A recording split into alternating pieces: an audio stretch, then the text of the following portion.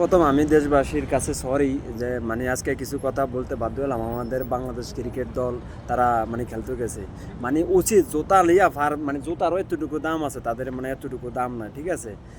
তারা ম্যাচ খেলতেছে আজকে প্রস্তুতি ম্যাচ। সৌম্য সরকার ১০ রানে আউট, তানজিদ হাসান তামিম ৬ রান না ৭ রান, লিটন দাস ৬ রান না ৭ রান। এরা তোমরা কচু খেলতে গেছো, তোমরা কচু খেলতে গেছো, তোমাকে তো বালের কোনো যোগ্যতাও নাই, তোমরা এখানে রাখছে কোন হালা। আমার সর্বপ্রথম মানে আমাদের বাংলাদেশে যে ১৭-১৮ কোটি মানুষের আবেগ নিয়ে খেলতেছে তোমরা, এই যে মানে নির্বাচক যারা আছো, ওই যে লিপু সরকার না পিপু সরকার, আমার উচিত এই সমস্ত মানুষের দূরে দূরে রাস্তায় যখন বের হয় দূরে দূরে ফিটান, ঠিক আছে। দূরে দূরে না ফিটালে যে এরকম দল ইমরুল কায়েস কী করছে, এনামুল হক বিজয় কী করছে, সাইফুদ্দিন কী করছে, হ্যাঁ। এখানে বলার আজকে সাইফুদ্দিনের দরকার ছিল, বা সাইফুদ্দিনের এটা সমস্যা নাই বলার। এখানে আজকে মাহমুদুল্লাহ মোটামুটি ভালোই করছে, সাকিব আল হাসান মোটামুটি ভালো করছে তার।